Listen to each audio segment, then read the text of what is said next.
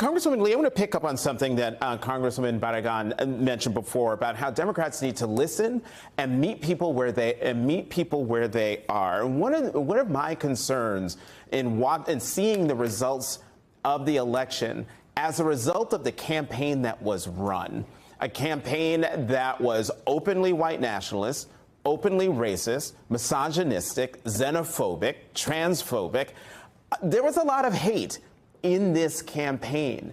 And so I'm just wondering, how do we get over that hump? And I think you mentioned this, you sort of alluded to this in your first answer in the last block about we're just sort of tinkering around the edges in this discussion. How do we move forward when we've had an incoming president who ran the way he did?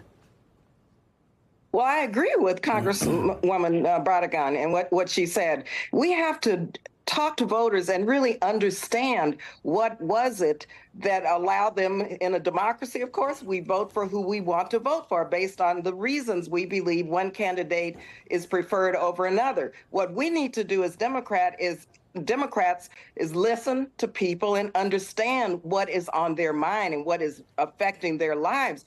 But when you have a vice president who's prepared, who's ready, who has the experience, a woman of color, to be our president, who received 68 million votes, then we have to really take stock of what was it that allowed people to vote for Donald Trump. That's their choice.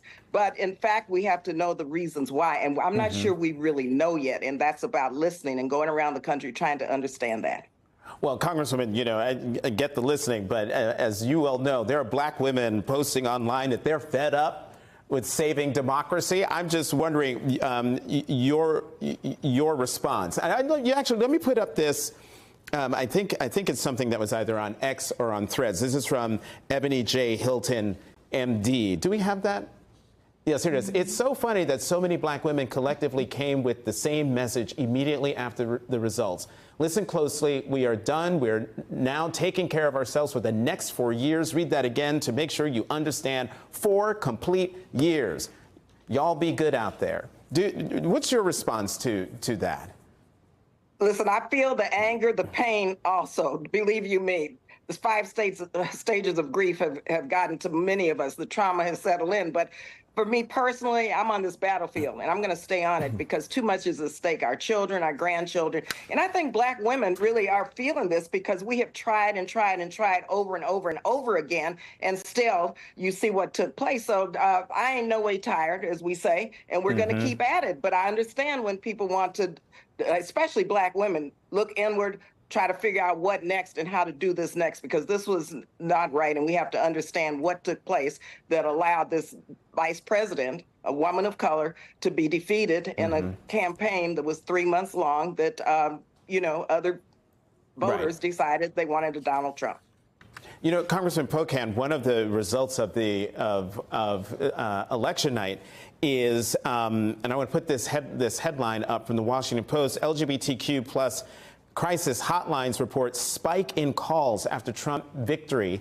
And, you know, as a member of the community, sadly, I am not surprised, especially after a campaign that put gay people, but specifically trans people, in the crosshairs of a political campaign.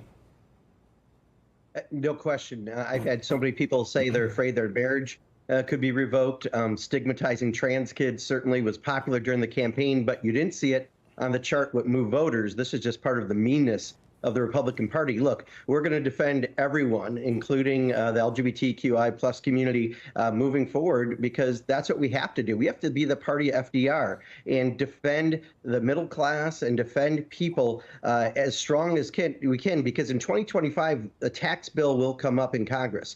And we know what Donald Trump did last time. 83% of the money went to the top 1%. He's going to do that again. There's a reason Elon Musk was jumping for joy during the campaign. But we're going to protect everyone. We're not going to let them go after any individuals. We're going to stay organized and together. And I know that we're going to have to just move to the step where we're organizing people in our communities to make sure that they cannot get away with any extreme agenda. Certainly, since it didn't move voters, we can't let them get away with this helping their extremists in their party.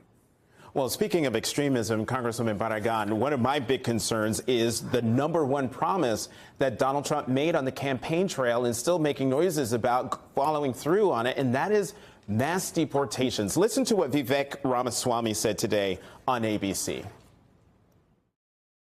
Look, I say this is the kid of legal immigrants to this country. It's the proud child of legal immigrants to the United States of America. If your first act of entering this country broke the law, that doesn't allow you to remain in this country. You have no right to enter the United States. And Congresswoman, listening to that, we have to also keep in mind that Donald Trump has not ruled out deporting Dreamers. How concerned should we be as a nation that he's going to carry that out and the awful impact that is going to have on communities across the country? Well, we should definitely believe it when he says it. We saw him do it in the first term. I've been through one Trump presidency before and was at the forefront when I served on Homeland Security, being accountable to his his secretary at the time, Nielsen, who was separating children and their parents. We can expect that to happen again, even more so now. He feels more empowered. So one of the things that we're doing in the Congressional Hispanic Caucus is meeting next week with folks to make sure to talk about how the deportation plan may look like, what we can do.